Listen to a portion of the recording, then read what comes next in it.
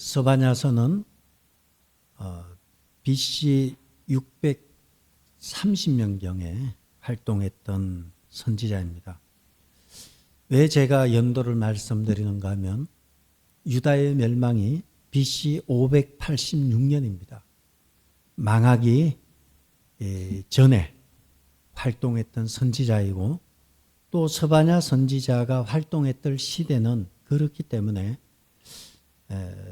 강대국인 아수르가 쇠퇴하기 시작하고 신흥 강국인 바벨론이 등장하던 국제 정세는 아주 강력했던 아수르가 서서히 쇠퇴하고 강국인 바벨론이 등장하던 시기였습니다. 그리고 서바냐가 활동했던 그 시기 앞에 히스기야 왕이 그 앞쪽에 있었고 히스기야 때부터 서서히 역사는 이제 유다의 멸망기로 젖어들고 있었고 이때 멸망기에 있을 때 활동했던 선지자가 서바냐 선지자이고 서바냐는 예레미야하고 거의 같이 활동을 했습니다. 뿐만 아니라 서바냐는 하박국과 나움, 그래서 이 시기에 거의 4명의 선지자가 메시지를 외쳤습니다. 서바냐와 예레미야와 하박국과 나움, 이 4명의 선지자가 외치는데 국제 정세는 바벨론이 등장하기 시작한 시대였습니다. 이때의 서바냐가 외친 메시지는 서바냐서는 큰 주제가 2개예요. 그것은 심판과 구원입니다. 심판의 강력한 메시지와 구원의 소망의 메시지, 심판과 구원을 외친 선지자가 서바냐예요. 그런데 심판을 어떻게 외쳤는가? 성경 어디에도 서바냐가 가장 끔찍한 메시지를 외친 것 같아요. 서바냐서 1장 14절에 보시면 서바냐서는 제가 말씀드린 대로 2가지입니다. 심판과 구원인데 심판은 여호와의 날이고요. 구원은 남은 자의 구원이에요. 그래서 심판과 구원은 바꿔 말하면 여호와의 날과 남은 자예요. 그 2가지 큰 틀을 가지고 접근하시면 되겠습니다. 그렇기 때문에 이 2가지를 심판과 구원이라는 이 2단어만 놓고 보면 서바냐서는 여호와의 날이 가까웠으니까 심판이 가까웠으니까 회개하라. 그리고 남은 자들은 구원한다. 심판과 구원, 여호와의 날과 남은 자, 이 2가지가 계속 되어지는 것이 서바냐서입니다. 그런데 여호와의 날이 얼마나 끔찍한가 하면 1장 14절에 보시면 여호와의 큰 날이 가깝도다. 가깝고도 빠르도다. 여호와의 날이 가깝고 빠르다는 거예요. 굉장히 임박해 있다는 것입니다. 여기 있는 대로 The Great Day, 그 여호와의 큰 날이 near and coming quickly, 아주 가깝고 임박하다는 거예요. 긴급하다는 것입니다. 그런데 이 여호와의 날이 어떤 날인가 하면 이스라엘 백성에게 있어서 여호와의 날은 하나님을 기대하는 날이에요. 주님이 이제 우리를 구원하시겠구나. 우리의 조상 아브라함과 이삭과 야곱에게 약속하신 메시아를 주시는구나. 기대하는 날이었어요. 그런데 그 여호와의 날은, 그 큰 날은 그런 날이 아니었어요. 15절에 보시면 그 날은 분노의 날이요, 환난과 고통의 날이요, 황폐와 패망의 날이요, 캄캄하고 어두운 날이요, 구름과 흑암의 날이다. 그 날은 너희들에게는 끔찍한 날이라는 거예요. 아주 상상할 수 없는 하나님의 분노가 쏟아지는 날이고 환난과 고통과 황폐와 패망의 날이 그 날이라는 것입니다. 그래서 서바냐서 저자는 이 끔찍한 날을 1장 2절에서 6절에 보시면 1장 2절을 보시면 거기 안 나왔나요? 제가 읽을게요. 1장 2절에 보시면 여호와께서 이르시되 내가 땅 위의 모든 것을 지금부터 읽을 때 반복되는 단어를 찾아보시기 바랍니다. 반복되는 단어가 무엇인지 땅 위의 모든 것을 진멸하리라. 내가 사람과 짐승을 진멸하고 공중의 새와 바다의 고기와 그치는 것과 악인들을 아울러 진멸할 것이라. 내가 사람을 땅 위에서 멸절하리라. 나 여호와의 말이니라.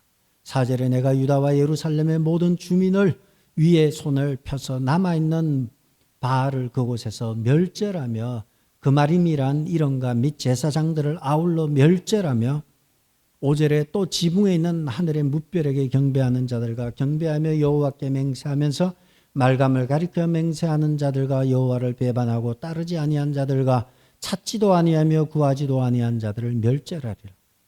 반복되는 게 진멸과 멸절이에요. 다 썰어버리겠다는 거예요. 노아 홍수 때 온 땅을 다 썰어버렸듯이 그날이 되면 내가 싹 썰어버리겠다는 거예요.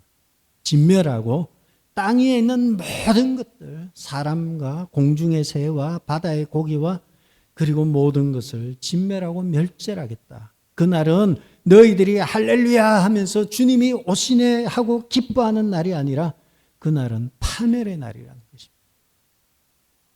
그날이 다가오고 있다고 스바냐는 외쳤습니다. 이때의 왕이 유다의 요시야 왕이었어요. 요시야 왕이 굉장히 중요해요. 요시야 왕을 성경에서는 히스기야 다음에 유다의 마지막 등불이 요시야 왕이었어요. 요시야 왕은 유다 역사에 있어서 마지막 중요한 왕으로 8살 때에 왕이 되었어요. 8살 때 왕이 되어서 16살 때 이렇게 또 플러스 8하면 16살 때 하나님을 찾기 시작했고요.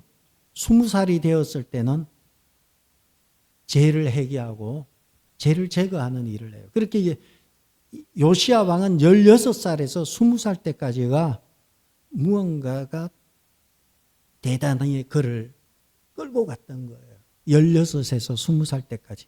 그리고 26살 때는 성전에서 율법책을 발견하게 되고 율법책을 발견하고 나서 여선지 훌다를 데리고 와서 여선지 훌다에게 말씀을 듣고 말씀으로 돌아가자 하면서 유월절을 가장 성대하게 지킨 왕이 바로 요시야 왕이었어요. 종교개혁을 한 왕이었어요.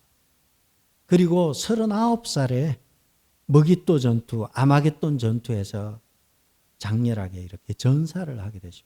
이 39, 이것을 세상 사람들은 구제라 그러나요? 구수라 그러나요? 이 39을 못 넘겼어요. 성경에 보면 39에 또 딱 걸린 사람이 있어요. 히스기야 왕이 39에 죽을 병이 걸렸어요.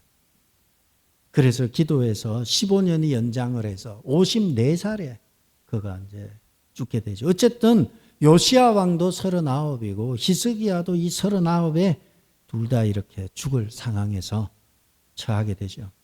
자, 드리고자 하는 말씀은 이것입니다. 스바냐하고 요시야하고 도대체 무슨 관계가 있냐라는 거예요. 스바냐 선지자하고 요시야 왕하고 무슨 관계가 있는가?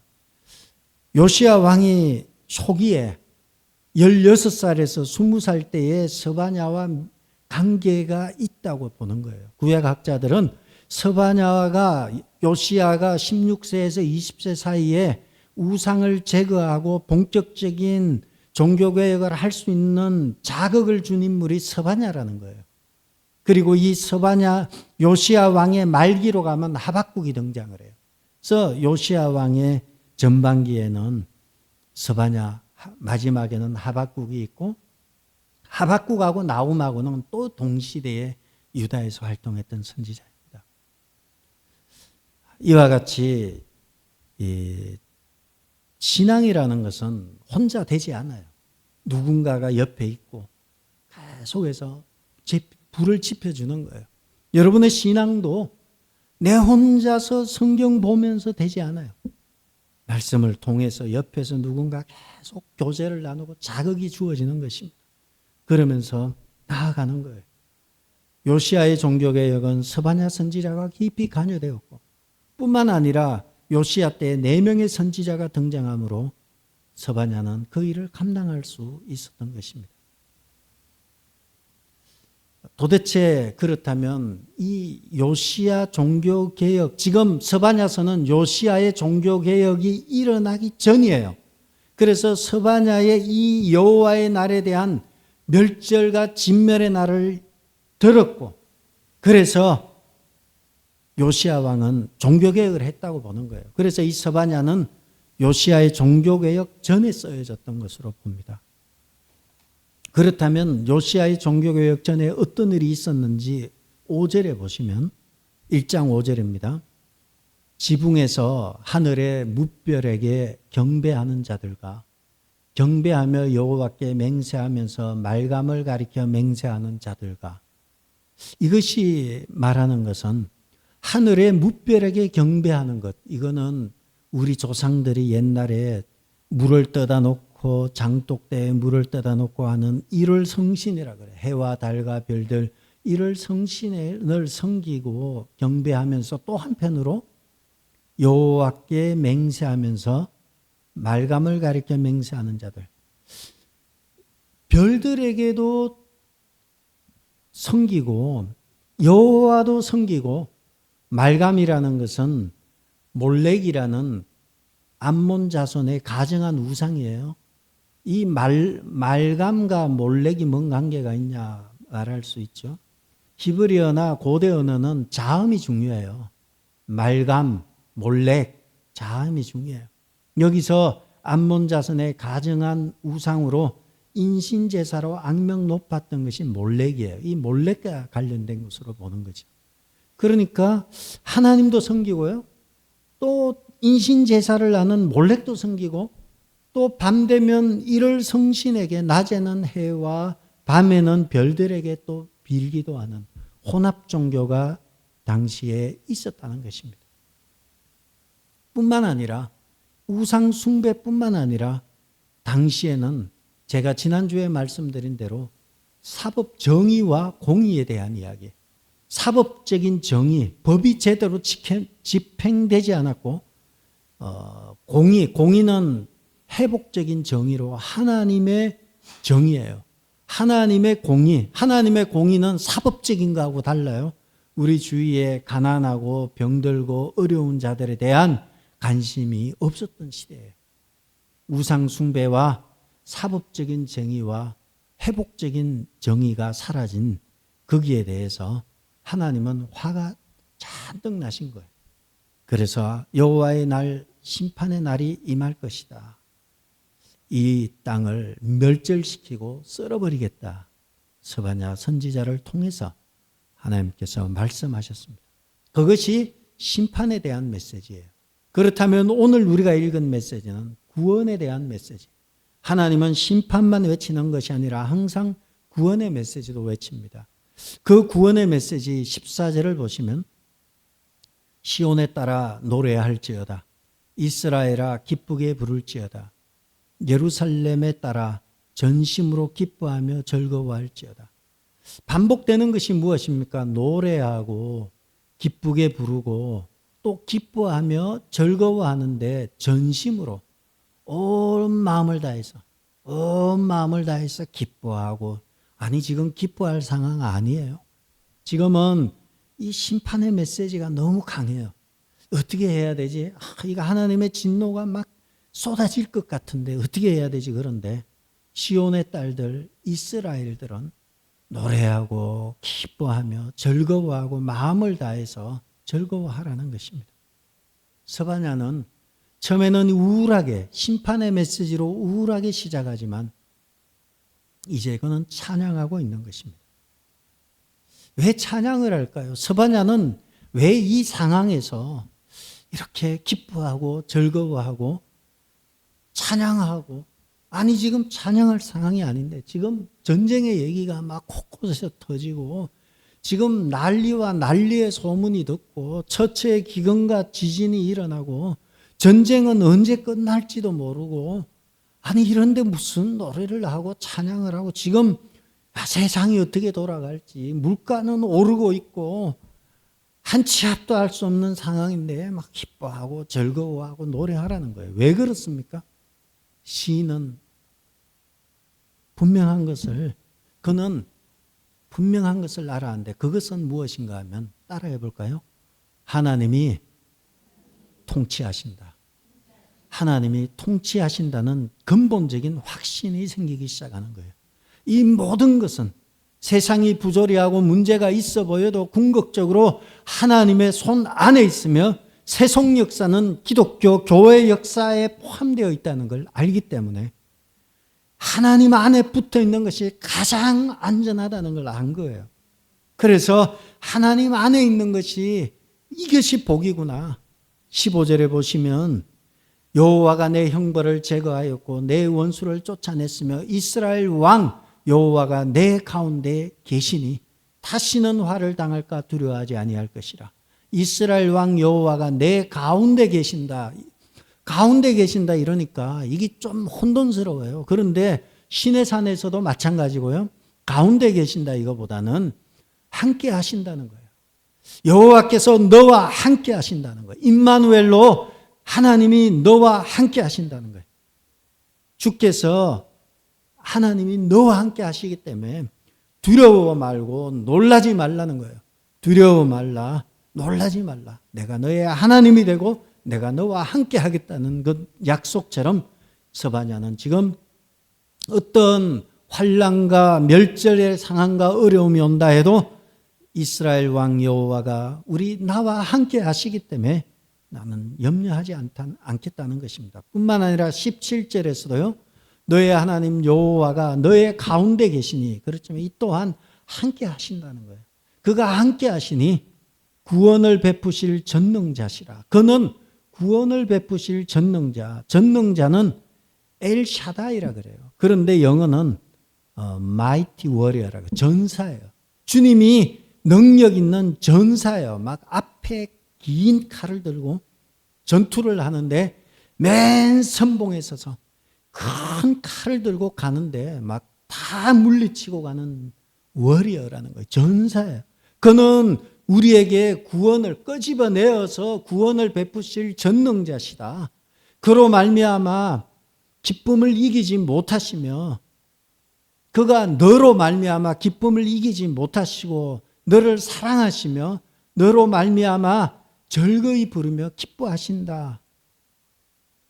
여호와가 너와 함께 하시니까 두려워 말고 그가 너를 기뻐한다. 이 얘기를 구원에 대한 메시지를 합니다. 우리가 여기서 잊지 말아야 돼요. 그냥 우리는 다 기뻐하나? 마냥 기뻐하나? 그건 맹신이에요. 아니 기뻐하라니까 마냥 기뻐하는 건 맹신이에요. 누가 기뻐합니까? 여러분 우리가 구약 성경을 계속 봐왔어요. 누가 기뻐하죠? 남은 자들이 기뻐하는 거예요. 구원을 베푸실 그 남은 자가 기뻐하는 거예요. 그냥 동네 사람들이 기뻐하는 거 아니에요. 우리 기뻐하래. 그래 기뻐하는 거 아니에요. 남은 자가 기뻐하는 거예요. 그 남은 자가 왜 기뻐합니까? 여호와가 우리 가운데 계시기 때문에 기뻐하는 거예요. 여호와가 우리 가운데 계시면 두렵지 않다는 거예요. 민수기 14장 9절에 보면 여호수아와 갈렙이 큰 성들을 가나안 성들을 다 보고 와서 보고를 하였을 때 많은 사람들이 밤새 통곡하여 울다가 여호수아와 갈렙을 돌로 쳐 죽이려고 하기까지 하였어요. 그때에 여호수아가 말하기를 두려워 말라. 그 땅 백성을 두려워 말라. 그들은 우리의 밥이라.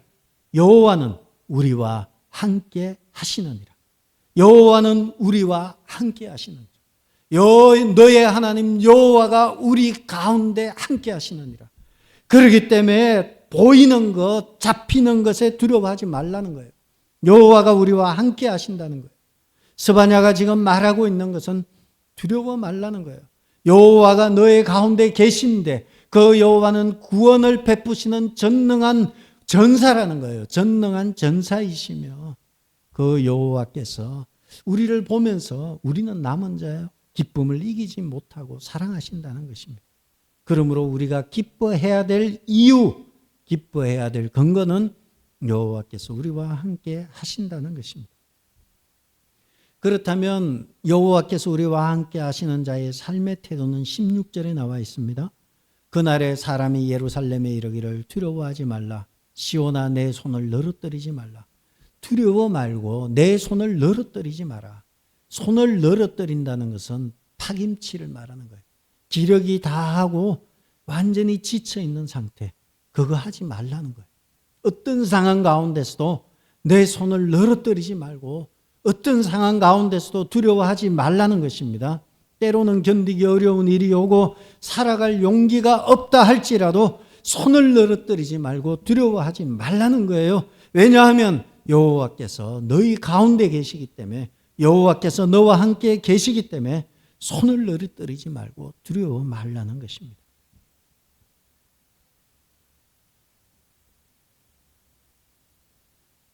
하나님이 기뻐하시는 자는 누구입니까? 남은 자라고 말씀드렸습니다. 남은 자라는 거 뭐 증거가 있나? 스바냐서에서 남은 자가 나오나? 스바냐서의 주제는요, 심판과 구원이고요. 심판과 구원이라는 메시지에서 중요한 단어는 여호와의 날과 구원이에요. 여호와의 날과 남은 자예요. 그렇기 때문에 이 남은 자들에 대해서 하나님께서 구원을 베푸시는 이야기, 이것은 선지서 전체에도 나와요. 우리가 이사야 도표를 보시면 제가 다 찾으려다가 내가 다 안 찾았어요. 왜냐하면 이거 찾을 필요를 못 느껴요. 너무 많이 나와서. 이사야 6장 13절 보이지 않으시겠지만 그 중에 10분의 1이 아직 남아 있을지라도 이것도 황폐하게 될 것이다. 이스라엘 백성 중에, 유다 백성 중에 이사야 선지자가 말하기를 너희들 중에 10분의 1이 남아 있을지라도 이것도 10분의 1도 황폐하게 될 것이고, 밤나무와 상수리 나무가 배임을 당하여도 그 거루터기는 남아 있는 것 같이 거룩한 씨가 이 땅에 거루터기니라. 남아 있는 자가 있다는 거예요. 이 믿음 가운데서 남아 있는 자가 있다는 거예요. 그 이야기를 이사야 10장 22절에도 보면 두 번째 있죠. 이스라엘이여 내 백성이 바다의 모래 같을지라도, 바다의 모래 같을 때 누가 돌아오나요? 남은 자는 바다의 모래 같은데 바다의 모래가 다 돌아오는 거 아니에요. 그냥 많다는 거예요. 그들은 많이 있지만 그들이 남은 자가 아니라는 거예요. 남은 자만 돌아오리니 넘치는 공의의 파멸이 작정되었습니다. 요엘서의 주제가 여호와의 날이에요. 욤 아도나이예요. 요엘서의 주제도 여호와의 날이에요. 스바냐의 주제 여호와의 날이에요. 여호와의 날에 대한 이야기가 이사야서에도 나와요. 요엘서에 보면 누구든지 여호와의 이름을 부르는 자는 구원을 얻으리니 이는 나 여호와의 말대로 시온산과 예루살렘에 피할 자가 있을 것이며 남은 자 중에 나 여호와의 부름을 받을 자가 있을 것임이니라. 남은 자 중에 남은 자가 있다는 거예요. 남은 자가 누구입니까? 전체 중에서, 바다의 모래 중에서 남아 있고요. 그 많은 것 중에서 10분의 1이 남아 있는데 그 10분의 1조차도 황폐하게 될 것이다. 그렇게 아주 극소수가 남는 거예요. 여러분, 신앙생활 잘하고 있는 것 같지만 남은 자의 속에 들어가야 게임이 끝나는 거예요. 우리가 골로새서를 새벽에 보고 있는데요. 골로새서 2장 6절에 보시면 여기 나와 있는데요. 그러므로 너희가 그리스도 예수를 주로 받았으니 그 안에서 행하되, 그 안에서 행하되, 이 말이 너무 밋밋해요. 너무 밋밋해요.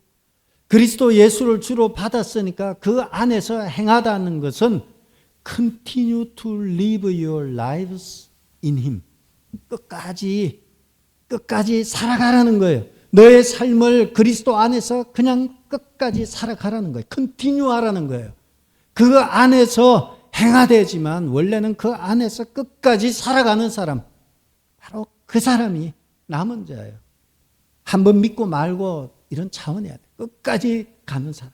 어떻게 끝까지 가는가? 7절에 그 사람은 그 안에 뿌리를 받고 세움을 받았어. 그 안에 뿌리가 있어요. 그리스도 안에 뿌리가 있고 그 위에 반석 위에 집을 지은 자처럼 반석 위에 딱 집을 지었어요. 그렇게 할 때에 믿음에 굳게 서서 감사함을 넘치게 하라. 믿음에 굳게 서서 감사함을 넘치게 하라는 거예요. 믿음과 감사는 별개가 아니에요. 한 덩어리예요. 믿음이 있으면 감사하게 돼요. 하나님에 대한 믿음이 있으면 진멸이 멸절이 예고되었다 하더라도 하나님에 대한 확실한 믿음만 있으면 즐거이 부르고 기뻐 부르며 기뻐하는 감사가 넘치게 돼요. 믿음이 없으면 감사가 없고 믿음이 있으면 감사가 있어요. 한 몸이에요. 그리스도 안에서 매일마다 continue to live 살아가라는 거예요. 너의 삶을 살아가라는 거예요. 끝까지 살아가고 믿음을 굳게 지키고 살아가면 감사가 풍성하게 되고 그 사람이 남는 자예요. 이사야 선지서에 나타난 남은 자들과 신약에 나타난 이 남은 자의 자세, 끝까지 견디면서 살아가는 사람, 바로 이 사람을 주님이 보시고 즐거워하며 기뻐하며 기쁨을 이기지 못하고 잠잠히 사랑하며 너로 말미암아 즐거이 부르며 기뻐하시는 사람들이 바로 이 사람들이에요. 구원을 베푸실 전능자가 그를 보고 말할 수 없을 정도로 기뻐하고 즐거워해요. 그런데 문제는 이 사람들이 소수라는 거예요. 소수라는 거예요.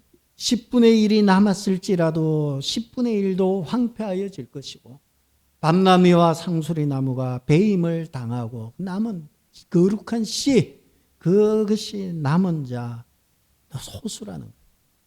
앞으로 우리에게는 어떤 멸절과 진멸의 상황이 올지도 모르고 어려움이 올지도 몰라요.